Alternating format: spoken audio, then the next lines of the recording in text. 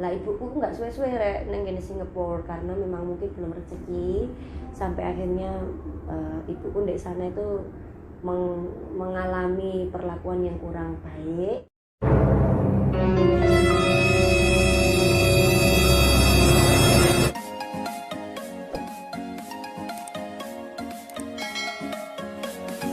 Halo guys, jumpa lagi kita di channel YouTube kesayangan kita. Untuk kali ini yang kemarin kita sudah bahas pertanyaan-pertanyaan mengenai yang sudah kepo dengan asal muasal saya, seorang Rena, gadis kampung Blitar, kampung Pendogerit, dan sekarang kalian tanya perjalanan karir saya. Oke. Sebelum saya menjawabnya, cok lali Instagramku sing anyar ya. Di follow. Nah. Oke.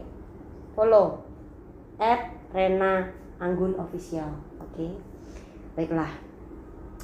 Kalian ada yang tanya di DM, ada yang tanya di komen. Gimana sih Mbak Rena awal menyanyi? Aku kok kepengen kayak Mbak Rena.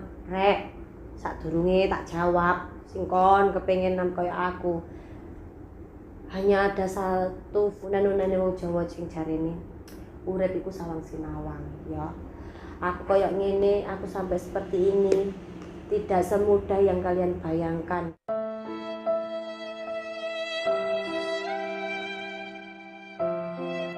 Karena enak yo karek nyanyi, sok tuku kono, sok tuku omah, sok tuku mobil, sok tuku klambi larang. Tidak semudah yang kalian lihat. Itu saja. Kalau kalian ingin tahu perjalanan karir saya, oke, nggak masalah.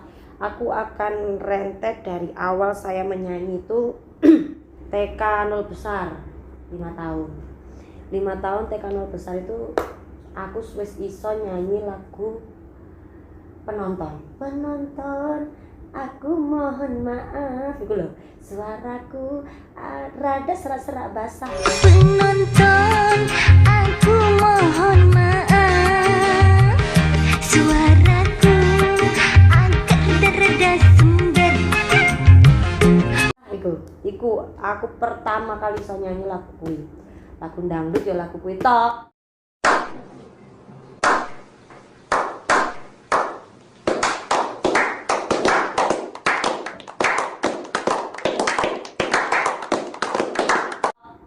Itu karena aku sering denger di radio sing biasanya setelan mbek makku alias ibuku, nyakku ya. Bu Prap, seperti Bu Prapti. Iku ibuku.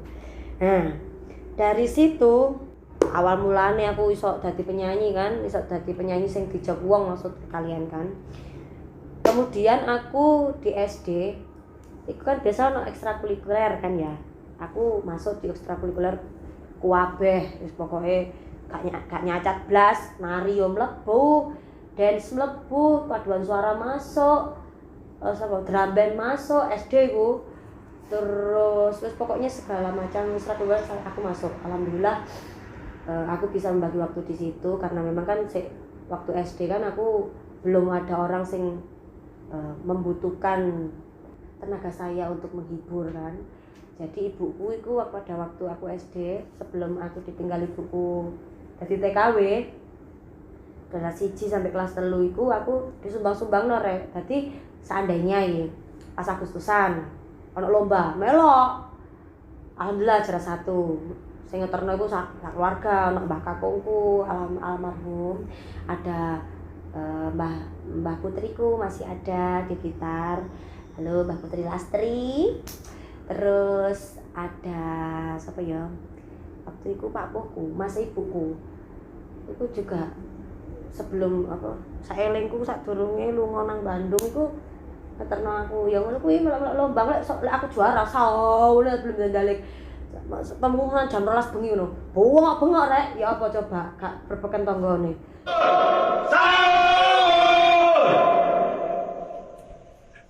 Wah, ponakanku juara ngono. Alhamdulillah biyen sampai piala aku itu sampai gak muat ning ngene omahku Blitar. untuk omahku ding, omahe mbahku. Omahe mbahku almarhum, Mbah kakungku Mbah Nata, Ndogrit. Sing tanggane Mbah Nata, almarhum Mbah Nata. Ya, tanggoku juga berarti ya kan. Saiki dijagakno sama Mbah Lastri. Itu piala-piala yang masih ada ya, alhamdulillah. Yang enggak ada lebih banyak lagi karena memang nggak bisa merawat. Sing kudune sok dipoles gawe apa lek larane iku sing biasane wong-wong tukang-tukang kayu dan lain-lain iku. Aku nggak bisa, akhirnya mek iso disulai tok, lek bletuk ya disulai ngono kan, ben setahun pisan pas wayahe riyo ngono kae, kan diresiki bupete ya kan, iku ambek dilapi banyu mbek koran ngono tok, akhirnya sampai teyeng, sampai wis cuklek-cuklek, sampai buang-buang, alhamdulillah. Tapi piagam insyaallah masih ada yang kejuaraan maksudnya koyo rada berkelas koyo tingkat gubernur ada, tingkat wali kota ada, itu insya Allah masih ada, yaitu senjata saya di saat saya daftar sekolah melalui jalur prestasi. Nah, itu ceritanya ngono. Terus mari ngono, karena aku ditinggal ibuku nang gene TKW di Singapura. Lah, aku akhirnya nyanyi ku diterakan kalian makku loh.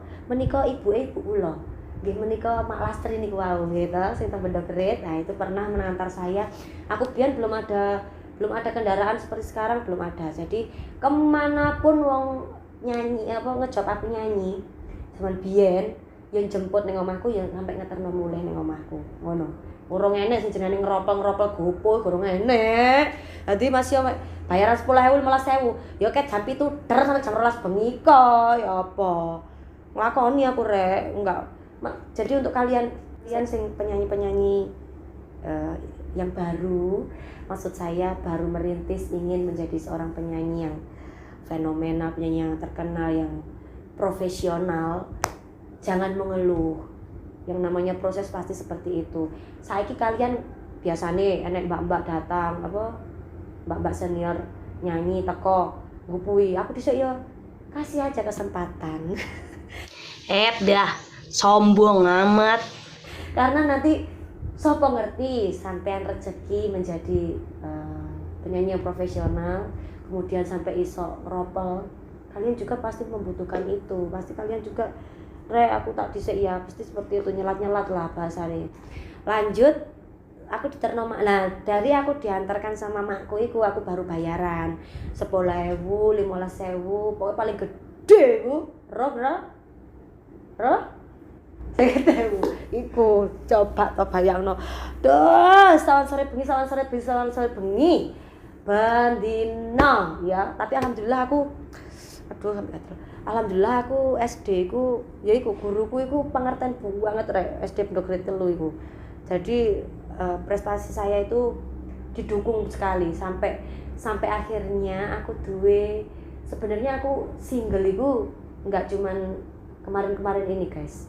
Cat SD ku aku duwe, tapi nanti kalau kalian penasaran sama album single saya bisa ditanyakan di bawah ya kan, nanti kita bahas di selanjutnya karena iki sing kepo masalah perjalanan kaya sik wae pertanyaan sak red lho. Yes ya, cukup kan? Mari ngono ya. Aku wis bayaran sampai 50.000 iku sampai kelas 5 SD ku mundak 75. Ndak 1.000 ya. 75 iku aku SD kelas 5. Lah ibuku enggak suwe-suwe rek nang kene Singapura karena memang mungkin belum rezeki, sampai akhirnya ibuku ndek sana itu mengalami perlakuan yang kurang baik.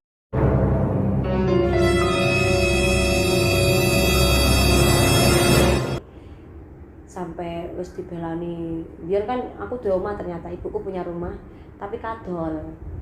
Digawe budal TKW kuwi. Karena sudah terjual, terus aku tinggal ambek mbahku. Ndilalah ibuku ora jodoh ning kono. Terus balik ke kampung dengan sehat walafiat iku wis alhamdulillah rek. Ibuku sih alhamdulillah sehat. Terus akhirnya sampai bisa mengantarkan aku nyanyi lagi sampai kelas 5 iku. Di kelas 6 SD alhamdulillah ya di SD kan aku ya mau melok ekstrakurikuler kan ambek guruku di Tomo Pak Tomo iku seneng ngajari aku lagu Campursari pas biyen pertama aku iso iku lagu Kelinci Ucul ngubengi kuda sak teruse ning desa kuwi aku iso sampai ambek ibuku mungkin ibuku pikirannya waktu itu ndak tahu apa ya entah ingin anaknya berkembang di jalur lain atau ingin menambah wawasan atau ingin membekali saya dengan ilmu lain atau bagaimana aku nggak paham cuman tiba-tiba di usia saya 12 tahun itu aku di sekolah nyinden tapi nggak sekolah resmi enggak jadi cuma les biasa les private iku nang ngene desa Ngadirejo teng griyanipun sarginipun Bapak Misdi menika almarhum Pak Misdi ayahanda dari Ki Dalang Rudianto itu dulu juga saya alhamdulillah setelah saya belajar beberapa minggu kemudian Mas Rudi itu ibaratnya ku ngejak aku wis ayo melok wayangku wae ngono karena memang zaman dulu kan yang namanya pertunjukan dangdut apalagi di kampung kan pasti diwarnai dengan situasi yang kurang mengenakan yes pokoknya tawur ngono lho rek bahasa resmine ya kan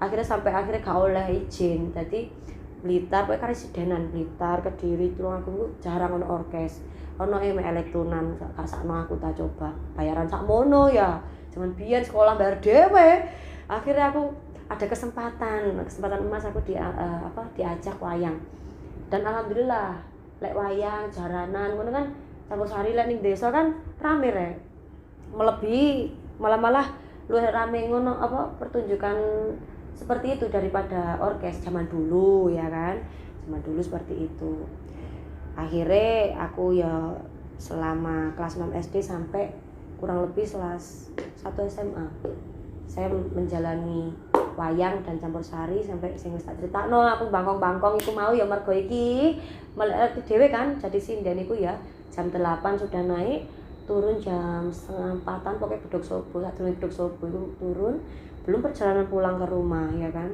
sampai oma wis jam 6 iku paling isuk rek bayangno lek nek pendalaman ya apa jam 6 wis mlebu buka gopo-gopo wis gak ados dadi bar mulai langsung ganti kelambi seragam iku ya kan rucat ganti kelambi seragam langsung udah sekolah jadi celaan ngono kae aku ya wis menor isu-isu ya kan tapi ambek kileng-kileng ngono lek saiki kan glowing ya kan biyen iku lek ngare kileng-kileng glowing lek saiki ya kan mari ngono apa maneh memang uniknya di saat saya mendalami yang seperti sinden seperti ya sinden wayang sinden jaranan sinden Campursari dan lain-lain aku itu juga alhamdulillah waktu SD ku diangkat anak maksudnya saya mempunyai orang tua asuh beliau mohon maaf kalau saya sudah lupa namanya tapi saya masih ingat sekali beliau rumahnya tidak jauh dari SD Negeri 3 dulu kalau sekarang SD Negeri 1 di situ beliau punya catering beliau mengangkat anak saya tanpa alasan karena memang beliau suka sama saya pemikiran waktu itu anak sekecil ini sudah bisa membantu perekonomian keluarga sudah bisa membiayai sekolah sendiri itu saja karena kalau saya lebih cerita lebih dalam kalian lebih tidak percaya karena memang yang sudah saya jelaskan di vlog pertama kondisi keluarga saya sangat amat kurang mampu gitu jadi yes Pak Long rek utang rono rene ya kan apa dari lubang untuk lubang pokoknya seperti itulah sampai akhirnya saya dibantu oleh orang tua saya dan akhirnya saya bisa nyanyi di acara Gongsi Facai acara di gereja setiap sebelum Natal begitu kan setiap sebelum Natal sebelum Imlek itu job berjibun karena kalau saya hanya berpatokan pada waktu itu, berpatokan hanya ingin ikut orkes aja atau ingin ikut wayang aja atau campur sari aja, memang saya belum bisa, karena tujuan saya waktu itu selain saya hobi, karena saya juga ingin gimana ya, mengangkat derajat orang tua saya dengan cara pertama kan pasti menaikkan perekonomian keluarga, ya kan. Apalagi kalau keluarga saya broken, orang tua saya broken di usia saya yang masih muda. Waktu itu pas SMP itu orang tua saya sudah broken. Jadi ya mau nggak mau saya harus menerima kenyataan seperti itu. Sampai akhirnya terima kasih juga untuk Bapak Wali Kota, mantan Wali Kota Blitar, Bapak Istiono. Beliau juga dulu mengangkat anak asuh saya, maksudnya saya dijadikan anak asuhnya. Jadi setiap ada acara apa di kantor Wali Kota Blitar, saya masih ingat sekali, saya selalu diundang, saya selalu suruh nyanyi, terus kemudian saya disangoni, terus saya mendapatkan beasiswa, saya mendapatkan keringanan belajar di SD, SMP, dan sampai alhamdulillah saya bisa menjadi seperti inilah. Itu berkat dukungan dari orang banyak dan terutama orang tua yang sudah menyayangi saya, ya kan. Kemudian seiring berjalannya waktu, ini hampir seperti yang anda semuanya kepoin. Kok sih Mbak Rena kenal Mbak Monata? Monata kan apa, orkes Darjo, aduh kan tekan omah sampean lah. Jadi begini ceritanya. Di saat saya sudah putus dari wayang, jadi aku berhenti dari wayang itu kelas 1 SMA menuju kelas 2 SMA. Aku berhenti karena memang menurut saya kalau saya teruskan, saya bukan karena saya tidak mau. Sekarang pun saya masih mau kalau ada acara, maksudnya orang punya acara wayang gitu, Mbak Rena ngisi di wayang ya, nggak masalah.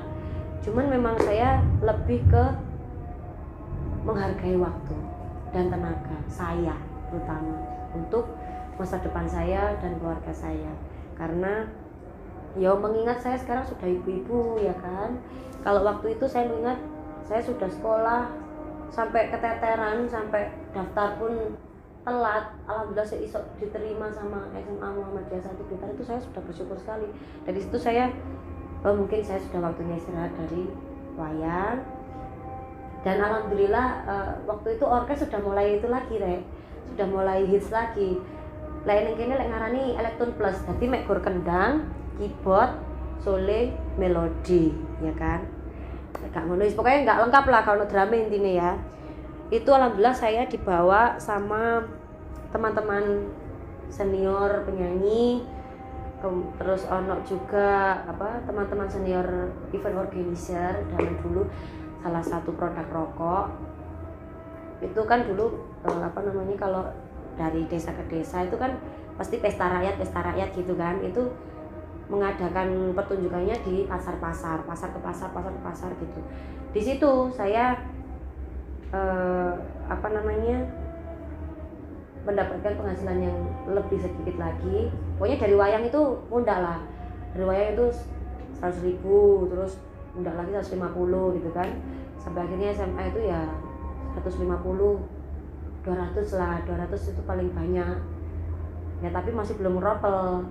200 itu paling banyak. Nanti lain lagi kalau nyanyinya semuanya siang malam gitu. Siang malam kudune kan 100 rek, ya kan.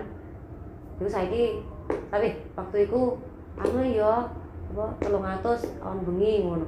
Ya sikat ae rek, jaman biyen 300 are, ya kan. Wis kena digawe mangan, kena digawe blonjo, nek ngarani ganti kelambi, kena digawe bayar sekolah waktu itu, ya kan. Tahun piro iku 2004 ya. Enggak salah loh ya. Seperti itu. Saat akhirnya aku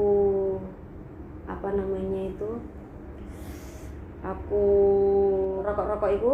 Nah, dari EOS itu biyen kan Monata, New Palapa, Sera, 3 orkes besar tersebut sering sekali mengisi acara event tiketan HTM, pakai HTM itu di salah satu tempat pariwisata di Blitar, Bendungan Serut. Nah, di situ itu Dadi iku setiap minggu ngono lho. Ceritane iku aku nggak ngerti ceritane detailnya piye rek. Pokoke intine iku rame kan nang ngono iku Monata.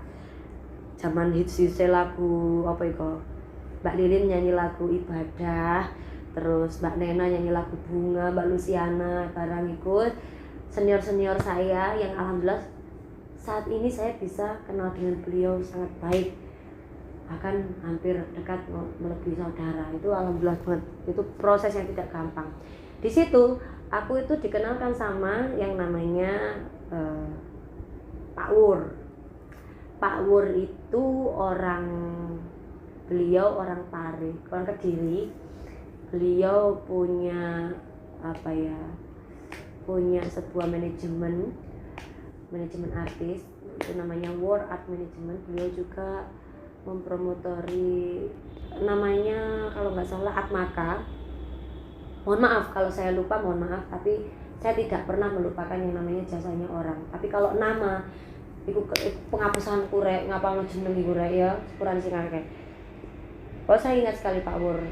Kalau beliau di Atmaka yang masih saya ingat yang sampai saat ini masih hits, sebagian besarnya ada Mas Raden Hussein Albana. Itu juga orang Atmaka juga. Alhamdulillah saya pokoknya semuanya saja beliau yang mendukung karir saya ucapkan terima kasih sekali, karena saya tidak nyongko yang orang di luar bayangkan seorang Rena seperti apa itu. Saya juga sendiri sebenarnya lek pas bengi ngono ya gak iso bayangno. Aku biyen koyo ngono tak rewangi sepeda motor ae pinjam. Sampai sekarang saya bisa memfasilitasi diri saya sendiri, alhamdulillah sekali. Terus dari Pak Wur itu saya kenal sama Monata, karena waktu itu Pak Wur bilang, kowe gelem ta ngisi jadi penyanyi reguler neng di Pak Wur, dek temen di neng Serut. Nah, karena setahu saya di Serut itu yang main Nyupalapa dan Monata waktu itu. Aku tanya, kepo kan, dia tau apa? Gue lah orkesnya Monata toh, kak Nyupalapa. Loh iya, gue wani ora, ngono, rek ceritane ku. Nah, aku ya wani ae ta, ya apa jenenge wong biyen sapa gak gelem ya kan. Di saat beliau semuanya yang lagi hits itu sampai sekarang sudah menjadi legend itu ya kan. Iku aku wis ngefans banget, kasetnya tak koleksi, terus aku mau dijak, bayangno ta rek, ya apa menurutmu? Lah ditolak kan ya eman, aku berarti masih gak bayaran ya tak budali lo ya apa. Demi lo ya. Budal lah aku kan keserut. Tolak gak ono penyanyi. Endi Mbak Luciana, endi Mbak Nena Fernanda, endi Mbak Denis Arista, endi Mbak Lilin Herlina, endi Mbak Anjar Agustin. Endi Mbak Ratnantika lho ya apa. Aku jam 10 wis standby nang kono rek. Iya. Terima kasih, pokoknya bangga dengan apa yang menjadi kualitas diri sendiri, menjadi karakter diri sendiri, sampai akhirnya ketemulah di saat di Monata. Memang saya bertemu dengan yang benar-benar siapa sejati diri sendiri, jati diri saya sendiri itu di lagu yang bagaimana, di karakter musik yang bagaimana. Saya bertemu di saat saya sudah dimong sama Monata. Kemudian seiring berjalannya waktu, itu tahun 2007 akhir ya, 2008 kelas 3 SMA itu baru aku masuk di audisi di KDI. Tadinya saya niatnya tuh audisi di KDI 4 yang ada Mas Widi, ada Mbak Frida juga dan lain-lain lah. Pokoknya banyak sekali perwakilan dari Jawa Timur yang sukses di KDI 4. Itu alhamdulillah saya belum sukses di KDI 4. Saya belum bisa masuk. Kemudian di KDI 5 saya disupport sama Pak Katot. Waktu itu kowe melu maneh wae ora apa-apa. Masuk di KDI 5. Sampai karena kan waktu itu daftarnya di Surabaya. Karena aku masih masih sekolah, jadi baik ke jobnya Monata ataupun ke waktu audisi KDI itu aku PP naik bis.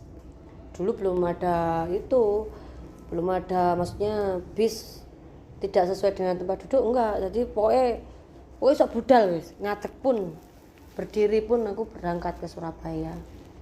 Waktu itu aku ngebis karena aku sudah di Monata, ditolong oleh Pak Gatot, keluarga Monata itu. Saya naik bis sampai di Pusdik Porong. Di situ saya dijemput sama dikasih transportasi sama Pak Gatot, maksudnya dipinjemin mobilnya untuk ke Surabaya gitu. Jadi ya alhamdulillah di KDI 5 singkat cerita saya terpilih menjadi perwakilan Jawa Timur sekaligus perwakilan Kota Blitar. Jadi saya pending untuk ujian UAN, ujian akhir nasional kelulusan itu saya pending. Di sana saya berjuang sampai masuk di gerbang KDI sehingga menjadi kontestan KDI 28 besar. Waktu itu kontestan terbanyak sepanjang KDI 1 sampai 5 itu KDI 5. Dari situ saya tereliminasi di insya Allah 24 kalau enggak 22 besar, lupa saya. Pokoknya saya lupa, pokoknya enggak lama saya di Jakarta itu, enggak lama. Karena memang mungkin juga batin saya yang tidak siap di sana atau bagaimana, atau memang belum garis tangan saya untuk melanjutkan karir di Jakarta, sehingga saya harus melanjutkan perjuangan saya di Jawa Timur. Tapi alhamdulillah hikmah yang bisa saya dapatkan, saya bisa lulus dari SMA. Kemudian ada tawaran lagi dari beliau, pokoknya beliau ada posisi di zaman dulu belum MNC TV ya, dulu masih TPI. Di TPI saya ditawari main film, tapi karena saya lebih memilih untuk sekolah dulu gitu kan. Jadi akhirnya it's okay lah, mungkin pokoknya saya waktu dulu tuh percaya kalau kesempatan itu pasti datang berkali-kali, tinggal kita aja yang mau memanfaatkan atau mau mengambil itu atau tidak, begitu kan. Mengambil kesempatan pun kalau tidak diniati atas dasar hati dan jiwa raga, tidak akan ada hasilnya gitu menurut saya sih. Jadi akhirnya saya memutuskan untuk kuliah dulu lah. Akhirnya saya berhijrah. Saya boro. What is the meaning of boro? Merantau. Saya merantau di Surabaya. Waktu itu saya kuliah di Bayangkara itu sebelum saya kontrak di Surabaya bersama ibu saya tinggal selama belum rutin masuk kuliah itu saya tinggal di rumah Krembung, di base campnya Monata. Saya jalani itu semuanya sampai akhirnya saya bisa kontrak di daerah situ Waru Sidoarjo, perbatasan Surabaya situ. Ya alhamdulillah sampai akhirnya ibu saya kembali ke Blitar itu karena ada waktu itu belajar usaha. Ibu saya belajar usaha buka keripik nangka waktu itu. Akhirnya karena yang namanya orang belajar usaha jadi harus tekun, harus semua kan harus detail. Ibu saya sudahlah di Blitar dulu aja karena memang saya juga sudah dewasa, saya bisa menjaga diri saya sendiri. Memutuskan untuk ngekos lah saya, karena ya menurut saya mantan pacar saya bisa menjaga diri saya. Alhamdulillah beliau amanah. Jadi ibu saya titip, tolong ya dek, Rena dijagain, gitulah singkat ceritanya. Tapi alhamdulillah yang namanya jodoh tuh gimana ya, sampai akhirnya menikah itu, gitulah. Terus kan mau tekan Monata ya. Nah, Mbak Rena sekarang kan sudah dikenal dari zaman waktu di di Monata sampai Mbak Rena KDI sampai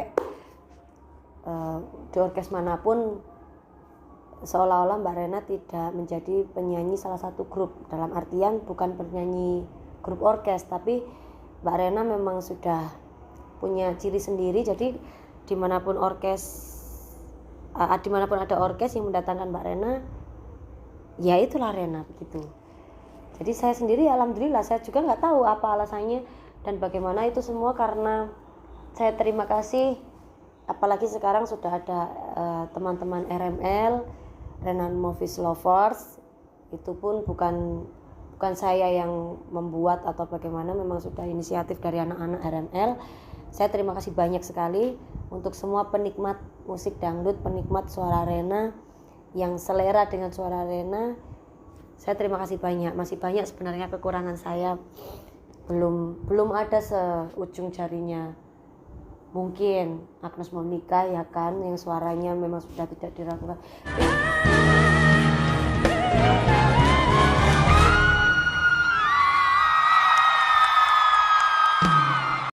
Pengen sih sekolah vokal lagi, karena dulu kan sudah dibekalin di KDI, sudah dikasih bekal. Kemudian maksudnya bekal itu ya les vokal gitulah ya. Alhamdulillah saya sudah mendapat dasar-dasarnya dari situ, tapi saya sendiri pribadi merasa kurang puas kalau untuk pendidikan masalah vokal.